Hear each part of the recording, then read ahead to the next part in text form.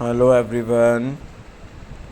सो हमने अब तक क्या कर लिया है? Rest, motion, scalar quantity, physical vector quantity, distance, displacement, ये सब बातें हमने करी हैं और related to numerical, uniform motion, non uniform motion, accelerated motion, de accelerated motion, speed, conversion factor और इससे रिलेटेड न्यूमेरिकल कराए थे, वेलोसिटी कराई थी।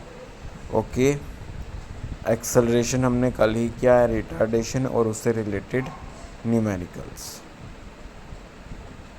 और हमने लास्ट जो टॉपिक स्टार्ट किया हुआ था that is the graphical representation of equation. उसमें हमने डिस्टेंस टाइम ग्राफ जो है वो करा था यूनिफॉर्म मोशन के लिए। यूनिफॉर्म मोशन मतलब कि कोई भी बॉडी या कोई भी ऑब्जेक्ट जब वो स्ट्रेट लाइन में क्या कर रहा है, मूव कर रहा है। जब वो स्ट्रेट लाइन में मूव कर रहा है तो उसके पास उसके मोशन को हम कैसे डिफाइन करते हैं? यूनिफॉर्म मोशन, क्योंकि स्पीड टाइम रिलेशन जो है उसमें यूनिफॉर्मली चल रहा है, तभी वो स्ट्रेट लाइन ग्राफ बनता है। फिर हमने अब स्पीड टाइम ग्राफ और नॉन यूनिफॉर्म मोशन में है कि वो स्पीड टाइम ग्राफ जो है बेटे वो बिल्कुल स्ट्रेट लाइन ना होकर वो कर्व्ड हो जाता है। ठीक है, तो उसको हम क्या बोल देते हैं कि वो non uniform motion, either towards right hand side और लेफ्ट हैंड साइड पर कर्व्ड हो रहा है, दैट मीन्स वो किसको दिखा रहा है? नॉन यूनिफॉर्म मोशन को। फिर आता है speed time graph for a body at rest. जब कोई बॉडी रेस्ट पे हो तो उसमें स्पीड टाइम ग्राफ कैसा आएगा? यहाँ पे आपको दिख भी रहा है क्लियरली। यहाँ पर एक पर्टिकुलर वैल्यू ऑफ डिस्टेंस पे S1 S2 ये एक लाइन जा रही है straight parallel to the time axis. इस पे डिस्टेंस फिक्स कर दिया, मान लो 10 मीटर, 20 मीटर, 5 मीटर। तो वो क्या है, मतलब उस डिस्टेंस पे बॉडी रेस्ट पे आ गई, तभी वो टाइम तो बढ़ रहा है यहाँ पे देखो टाइम एक्सिस में, लेकिन डिस्टेंस क्या हो गया? फिक्स। कोई भी वैल्यू होगी यहाँ पर तो वो क्या हो गई? फिक्स होगी टाइम के रिस्पेक्ट में, इसलिए ये क्या हो जाता है? Distance time graph for a body at rest. Next आता है same velocity time graph for uniform motion. तो वेलोसिटी टाइम ग्राफ जो है वो यूनिफॉर्म मोशन के लिए क्या होगा? एक straight line parallel to the time axis. और यूनिफॉर्मली एक्सेलरेटेड मोशन के लिए क्या होगा? यूनिफॉर्मली एक्सेलरेटेड मोशन मतलब एक्सेलरेशन हो रही है, एक्सेलरेशन हो रही है तो it will be uniform. Uniform होगी तो मैंने पहले ही बताया है लास्ट लेक्चर्स में भी कि वो एक स्ट्रेट लाइन ग्राफ होगा। तो velocity time graph straight line हो गया किसके लिए? यूनिफॉर्मली एक्सेलरेटेड मोशन के लिए। ठीक है, बात समझ में आई? क्योंकि in uniform accelerated motion there will be increase in velocity in equal interval of time throughout the motion of the body. मतलब टाइम के रिस्पेक्ट में वेलोसिटी यूनिफॉर्मली इंक्रीज हो रही है। वेलोसिटी v और t जो है वो एक साथ यूनिफॉर्मली क्या कर रहा है? इंक्रीज कर रहा है। ठीक है, नेक्स्ट आता है हमारे पास velocity time graph for non uniformly accelerated motion. Non uniform accelerated motion के लिए क्या है? पहले मान लो यहाँ से यहाँ v1 तक क्या है? यूनिफॉर्म एक्सेलरेशन है। यूनिफॉर्म मतलब कि टाइम के साथ वेलोसिटी चेंज हो रही है। फिर वेलोसिटी जो है इंक्रीज़ तो हो रही है लेकिन उस अमाउंट में नहीं हो रही जिस अमाउंट में पहले हो रही थी। ये वाली चीज़ क्या शो कर रही है बीच वाली v1 से v2 कि इंक्रीज़ तो हो रही है, वो यूनिफॉर्मली इंक्रीज़ नहीं हो रही। फिर v2 से v3 देखो, अब यहाँ पे क्या हो रहा है? यहाँ पे भी इंक्रीज़ हो रही है लेकिन v1 v2 के जैसी नहीं हो रही। जैसे स्टार्टिंग में था v2 v1 वैसी हो रही है। मतलब क्या है? एक टाइम में वो यूनिफॉर्मली चल रही है, फिर वो नॉन यूनिफॉर्म चल रही है, फिर वो यूनिफॉर्मली चल रही है। तो ये सारी कंडीशन किसके अंडर आती है? Non uniform motion, accelerated motion के अंदर। ओके, फिर आता है हमारे पास last velocity time graph for uniformly de accelerated motion. De accelerated motion कौन सा मोशन होता है कि जब वेलोसिटी टाइम के साथ घट रही है, डिक्रीज़ हो रही है।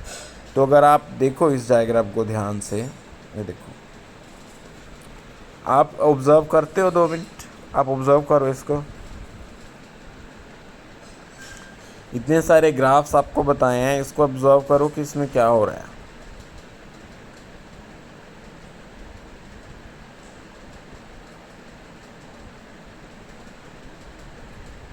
देखो, एक पर्टिकुलर वैल्यू ऑफ वेलोसिटी है पहले वेलोसिटी के एक्सिस पे, ठीक है। फिर वो वेलोसिटी जो है टाइम के साथ, एक्स एक्सिस में कौन सी है, टाइम एक्सिस, वाई एक्सिस में वेलोसिटी। तो टाइम के साथ वो जो वेलोसिटी है वो डिक्रीज़ होती जा रही है। पहले v से वो v1 पे आई, ठीक है, फिर वो v2 पे आई, फिर वो v3 पे आई, and then finally to velocity जो है वो 0 पे होगी कुछ टाइम बाद। तो इस टाइप के ग्राफ को हम बोलते हैं uniformly de accelerated motion. De accelerated motion क्यों? क्योंकि यहाँ पे एक्सेलरेशन की वैल्यू जो है वो कॉन्टीन्यूसली डिक्रीज़ होती जा रही है। कहाँ पे वैल्यू जो है v पे पड़ी है, फिर वो और डिक्रीज़ होके v1 पे आ गई, फिर वो v2 पे आ गई, फिर वो v3 पे आ गई, एंड फाइनली टाइम t पे वो किस पे आ गई, 0 पे आ गई। t1 पे किस पे आई थी, v1 पे। टाइम t2 पे किस पे आई थी, वेलोसिटी डिक्रीज़ हो गई v2 पे। तो पूरा जो ग्राफ है वो यही शो कर रहा है ना कि जो वेलोसिटी है वो टाइम के साथ साथ डिक्रीज़ कर रही है। So this is the VT graph for the uniformly de accelerated motion. बात समझ में आई? तो इन ग्राफिकल रिप्रेजेंटेशन जो है मैंने आपको क्लास में भी कराई थी और यहाँ पे भी हम गो थ्रू हुए हैं। और सेम ग्राफ जो है बेटे इसमें रिटार्डेशन, क्योंकि डी एक्सेलरेशन के लिए भी यही बनता है और रिटार्डेशन के लिए आ जाए इसमें तो वो भी सेम है। रिटार्डेशन क्या होती है, negative value of acceleration. Acceleration की नेगेटिव वैल्यू तो होगी, ये मानो यहाँ पे कुछ वैल्यू एक्सेलरेशन की, वेलोसिटी घटती जा रही है, मतलब एक्सेलरेशन भी क्या है, रिटार्डेशन मिलता जा रहा है, नेगेटिव वैल्यू मिलती जा रही है एक्सेलरेशन की। बात समझ में आई? ठीक है, तो इसके लिए भी ग्राफ क्या रहेगा, ये सेम रहेगा। ठीक है, तो हमने ये डिस्टेंस टाइम ग्राफ किया पहले यूनिफॉर्म मोशन के लिए, फिर हमने डिस्टेंस टाइम ग्राफ किया नॉन यूनिफॉर्म मोशन के लिए। यूनिफॉर्म मोशन में हमेशा याद रखना है कि it will be a straight line graph. तो स्ट्रेट लाइन ग्राफ क्या है, represent uniform speed, unit zero acceleration, मतलब एक्सेलरेशन को क्या दिखा रहा है, ज़ीरो, क्योंकि स्पीड क्या है, यूनिफॉर्म है। ठीक है, और जो ये स्लोप, कर्व्ड स्लोप्स हैं, ये क्या दिखा रही है कि ये नॉन यूनिफॉर्म मोशन है। मोशन कैसा है इस टाइम पे, नॉन यूनिफॉर्म। आइदर वो कर्व्ड किसी भी साइड हो सकता है, पर वो कर्व्ड किसको दिखा रही है, नॉन यूनिफॉर्म मोशन को। फिर डिस्टेंस टाइम ग्राफ आ गया कि जब बॉडी रेस्ट पे है, रेस्ट पे मतलब एक पर्टिकुलर डिस्टेंस पे है, किसके प्रोपोर्शन में, किसके प्रोपोर्शन में मतलब किसके पैरेलल में, टाइम एक्सिस के पैरेलल। ठीक है, फिर हमने वीटी ग्राफ किया यूनिफॉर्म मोशन के लिए, सेम चलेगा। वीटी ग्राफ किया यूनिफॉर्मली एक्सेलरेटेड मोशन के लिए, अभी बताया था कि वो स्ट्रेट लाइन होगा, क्योंकि वेलोसिटी के रिस्पेक्ट में, टाइम के रिस्पेक्ट में वेलोसिटी ग्रेजुअली इंक्रीज़ करती जा रही है, यूनिफॉर्मली इंक्रीज़ करती जा रही है। बात समझ में आई? नेक्स्ट फिर VT graph for non uniform accelerated motion.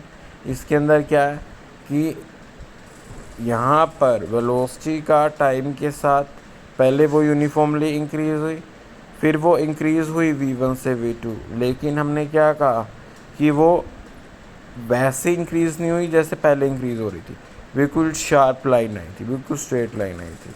अब टिल्टेड आई है, टाइम ज़्यादा लग रहा है, उसके अक्रॉस वेलोसिटी धीरे धीरे ग्रेजुअली इंक्रीज़ कर रही है, इंक्रीज़ तो अभी भी कर रही है ना। और फिर v2 से v3 में भी वेलोसिटी के अंदर इंक्रीमेंट आया था, इंक्रीज़ हुई थी वेलोसिटी। तो टोटल ओवरऑल देखें तो ये किसको डिफाइन करती है, नॉन यूनिफॉर्म एक्सेलरेटेड मोशन को।